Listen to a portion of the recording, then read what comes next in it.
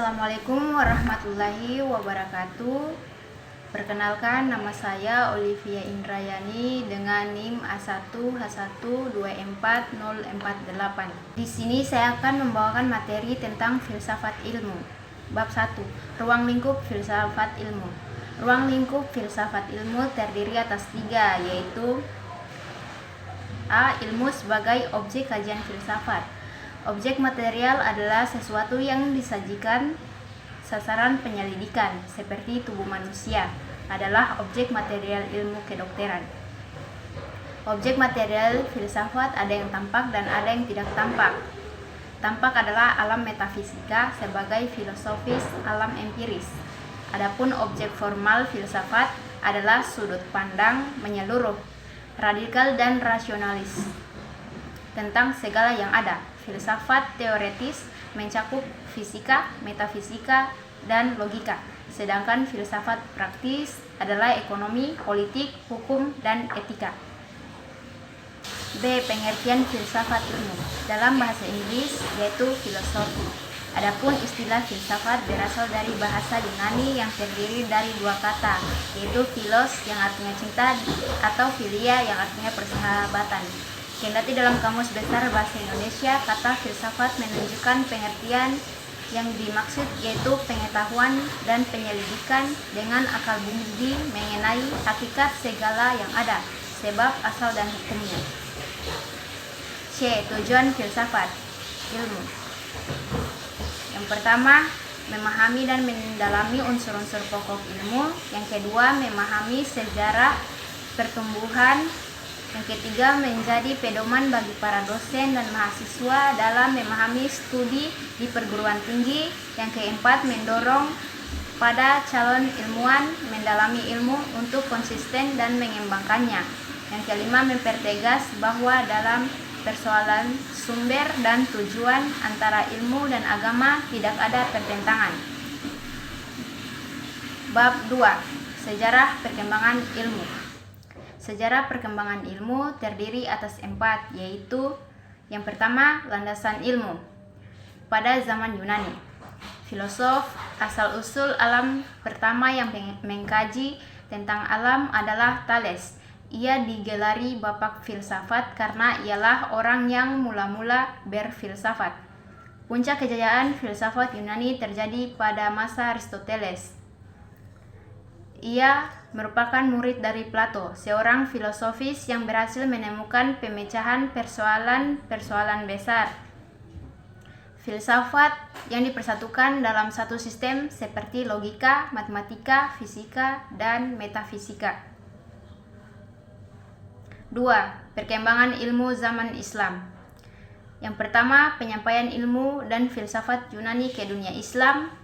Filsafat Yunani masuk ke dunia Islam melalui penerjemahan karya-karya filosofis bahasa Arab. 2. Perkembangan ilmu-ilmu pada masa Islam klasik. 3. Perkembangan ilmu pada masa kejayaan. Dan 4. Masa keruntuhan tradisi keilmuan dalam Islam. 3. Kemajuan ilmu zaman Renaissance dan modern. Zaman ini merupakan zaman di mana penyempurnaan kesenian, keahlian, dan ilmu yang diwujudkan dalam diri jenius serba bisa, menurut Leonardo da Vinci. 4. Kemajuan ilmu zaman kontemporer. Beberapa contoh perkembangan ilmu kontemporer. Yang pertama itu santri, priai, dan abangan. Yang kedua, teknologi rekayasa genetika. Teknologi ini pertama kali dilakukan oleh Dr. Gordon dari Medical Research Laboratory of Molecular Biology, Universitas Cambridge di Inggris, tahun 1961. Yang ketiga, teknologi informasi. Pada tahun 1937, Howard Aiken merancang IBM Mark VII yang merupakan nenek moyangnya komputer mainframe. Saat ini komputer tersebut merupakan tabung vakum dan elektromekanikal dan bukan tombol-tombol elektronik. 4. Teori partikel elementer. Kemajuan sains dan teknologi di bidang bidang lain seperti di dalam bidang teknologi, komunikasi, jarak jauh. Misalnya yang berawalan dari telepon terus berkembang cepat dengan munculnya alat-alat komunikasi personal cepat. Bab 3. Pengetahuan dan ukuran kebenaran. Pengetahuan dan ukuran kebenaran mencakup pembahasan berikut. A. Definisi dan jenis pengetahuan. Jenis pengetahuan: pengetahuan biasa, yakni pengetahuan yang di dalamnya terdapat filsafat, dikatakan dengan istilah common sense yang sering diartikan dengan good sense, karena seseorang memiliki sesuatu di mana ia menerima secara baik. Pengetahuan ilmu, yaitu sebagai terjemahan dari science. Dalam pengertian yang sempit, science diartikan untuk menunjukkan ilmu pengetahuan alam, kuantitatif dan objektif, yang bersifat, yakni pengetahuan yang diperoleh dari pemikiran yang bersifat kontemplatif dan spekulatif. Penekanan filsafat lebih menekankan pada universitas dan ke dalam kajian tentang sesuatu. Kemudian pengetahuan agama, yakni pengetahuan yang diperoleh dari Tuhan lewat para utusannya. Perbedaan pengetahuan dengan ilmu. Dalam Kamus Besar Bahasa Indonesia, ilmu disamakan artinya dengan pengetahuan. Ilmu adalah pengetahuan. Dari asal katanya, kita dapat ketahui bahwa pengetahuan diambil dari kata dalam bahasa Inggris yaitu knowledge. Sedangkan ilmu diambil dari kata science dan peralihan dari bahasa Arab yakni ilm. B. Hakikat dan sumber pengetahuan. Hakikat pengetahuan. Ada dua teori untuk mengetahui hakikat pengetahuan, yaitu yang pertama realisme atau kenyataan, yang kedua idealisme atau seharusnya dan semestinya. Sumber pengetahuan terdiri atas A. Empirisme. Kata ini berasal dari bahasa Yunani yakni empirikos yang artinya pengalaman. Menurut aliran ini, manusia memperoleh pengetahuan melalui pengalamannya.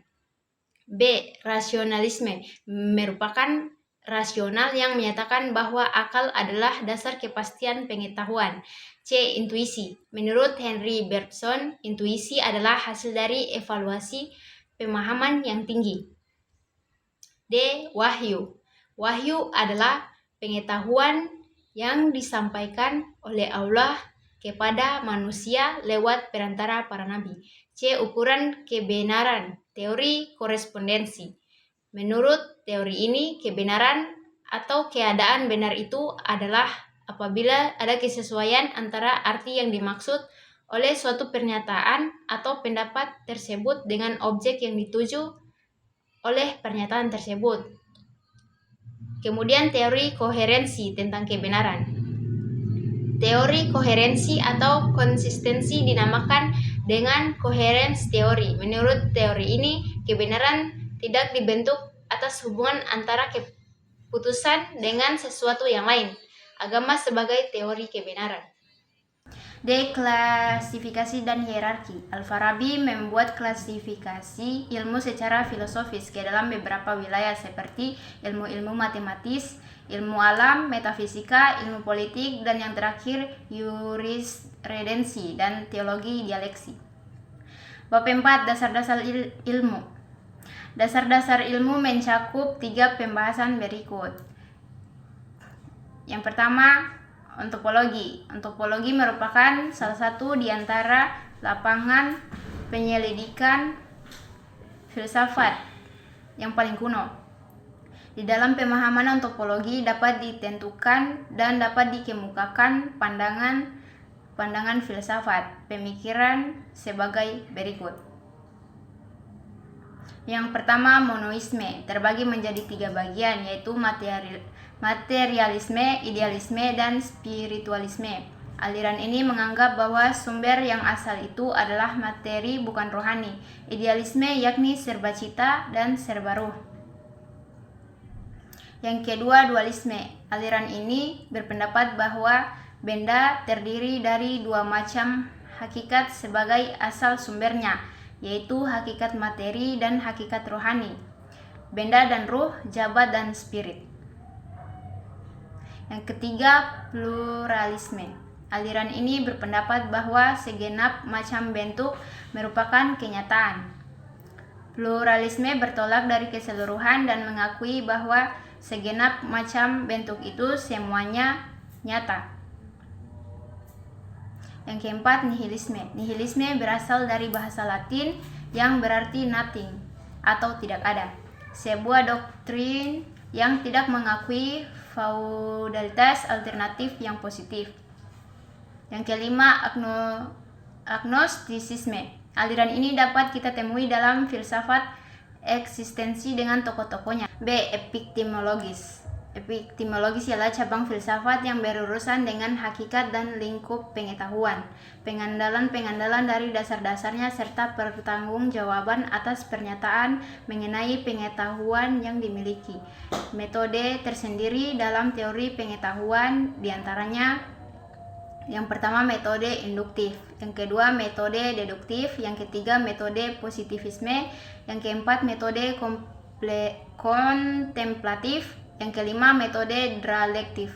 C. Aksiologi. Aksiologi berasal dari perkataan aksios yang berasal dari bahasa Yunani yang berarti teori. Jadi aksiologi adalah teori tentang nilai, sedangkan arti aksiologi yang terdapat di dalam buku Jujun Surya Sumantri, Filsafat Sebuah Pengantar Populer, bahwa aksiologi diartikan sebagai teori nilai yang berkaitan dengan kegunaan dari pengetahuan diperoleh.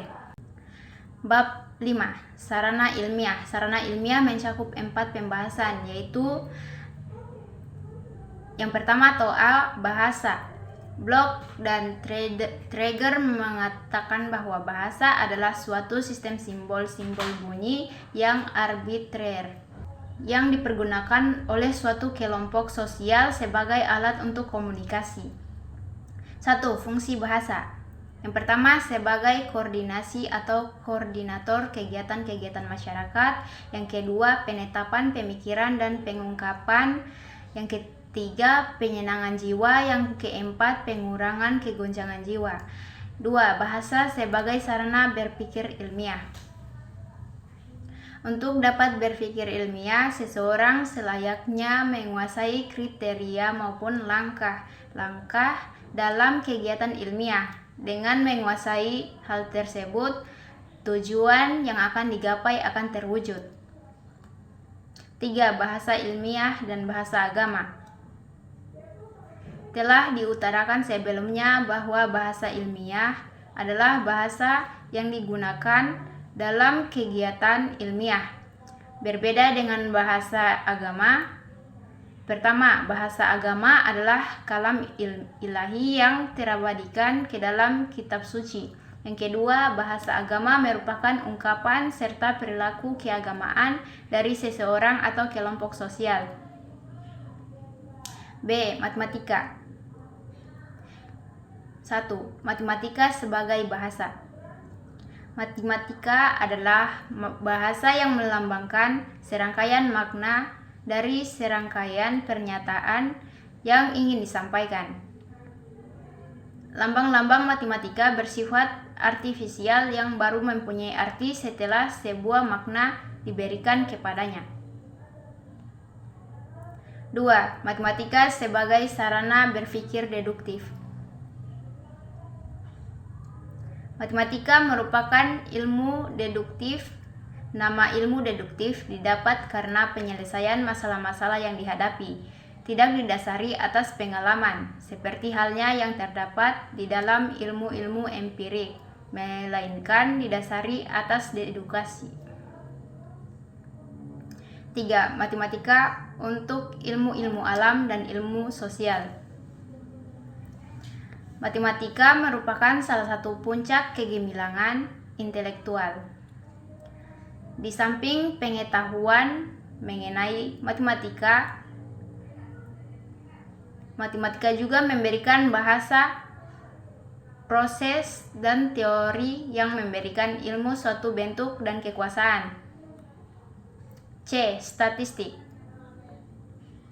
Pada mulanya, kata statistik diartikan sebagai keterangan yang dibutuhkan oleh negara dan berguna bagi negara.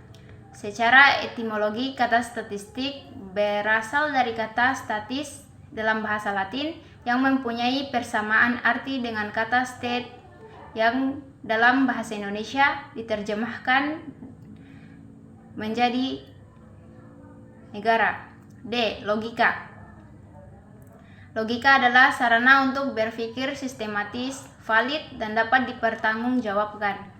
Karena itu, berpikir logis adalah berpikir seperti sesuai dengan aturan-aturan berpikir. Seperti setengah tidak boleh lebih dari 1. Bab 6. Tantangan dan masa depan ilmu. A. Kemajuan ilmu dan krisis kemanusiaan. Kemajuan ilmu dan teknologi yang semula untuk memudahkan urusan manusia. Ketika urusan itu semakin mudah, maka muncul kesepian dan keterasingan baru, yakni lunturnya rasa solidaritas, kebebasan, dan silaturahim. Contohnya penemuan handphone, televisi, komputer yang telah mengakibatkan kita terlena dengan dunia layar. Ternyata teknologi layar dapat membius manusia untuk tunduk pada layar dan mengabaikan orang lain. B. Agama dan ilmu dan masa depan manusia. Agama lebih mengedepankan moralitas dan menjaga tradisi yang sudah mapan, cenderung eksklusif dan subjektif. Sementara ilmu selalu mencari yang baru, tidak terikat dengan etika, progresif, bersifat inklusif dan objektif. Agama dan ilmu berbeda, keduanya bertujuan untuk memberi ketenangan dan kemudahan bagi manusia. Agama memberikan ketenangan dari segi batin karena ada janji kehidupan setelah kematian, sedangkan ilmu memberikan ketenangan dan sekaligus kemudahan bagi kehidupan